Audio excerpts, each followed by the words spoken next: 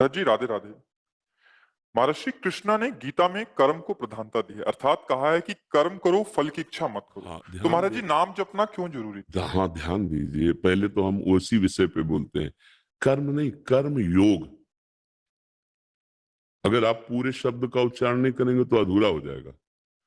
कर्म योग का वर्णन भगवान ने किया, केवल कर्म का वर्णन नहीं किया।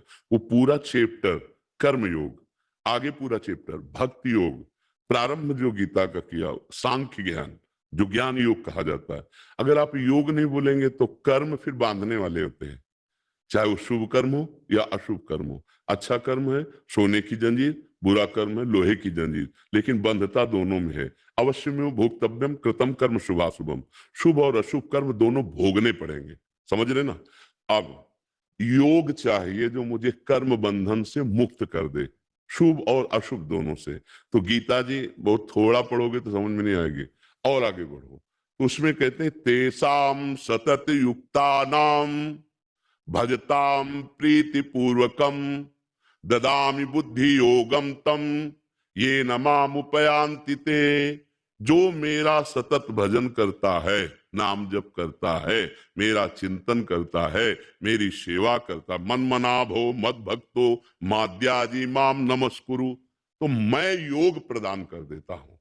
अब कर्म नहीं रह गया, अब कर्म योग बन गया। कर्म योग बन गया तो उसने विध्वंस कर दिया संचित कर्मों को। फलाकांक्षा रहित होने के बाद उसके हृदय में अद्भुत प्रेमानंद, कर्तृत्व भाव का लीन हो जाना, जीवन मुक्त महापुरुष हो जाना। बिना भगवान के नाम जप किए योग नहीं बन पाएगा। मामनुष्मर युद्ध च, गीता जी से मेरा स्मरण करते हुए कर्तव्य कर्म कर। इसीलिए कहते हैं राधा राधा बोलो, हरि हरि बोलो, कृष्ण कृष्ण बोलो, फावड़ा चलाओ या वकालत करो या जो भी कार्य करो, वो तुम्हारी पूजा होगी, तुम्हारा कर्तव्य कर्म होगा। और भगवत स्मरण करोगे तो योग हो जाएगा। कर्म योग हो गया तो भगवत प्राप्ति हो जाएगी। कर्म अकेले हुआ तो बार बार दुर्गति, बार बार लोक लोकांतर के सुखों का शुभों का भोग, लेकिन पुण्य छीणे मृत्यु लोके विसंति, काम तो बना नहीं। आपको समझ में आ रहा है? इसलिए नाम जपना अत्यंत आवश्यक है। बिना नाम जप किए योग नहीं हो सकता।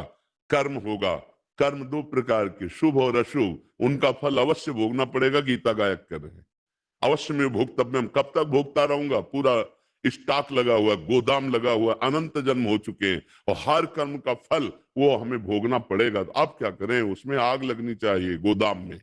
जो हमारे संचित कर्म है वो नाम जप से होगा। जो क्रियमाण है, हमारी बुद्धि शुद्ध हो कि हम कौन से कर्म करें जिससे हमारा मंगल होगा, वो बुद्धि नाम जप से होगी। इसीलिए कहते हैं नाम जप करो। बहुत शोध के बोलते हैं, ऐसा थोड़ी मनमानी बोलते हैं। बहुत शोध के, हर शास्त्र का, हर संत महापुरुष का जो अनुभव है उनका संग करके तब ये बोलते हैं। ऐसे नहीं कि हम वो केवल भावुकता में बोलते हैं। नहीं, हम भावुकता वाले पुरुष नहीं है।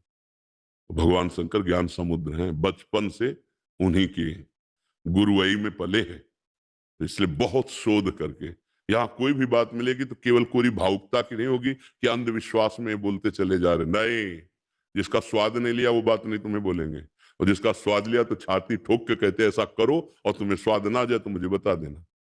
ठीक समझ में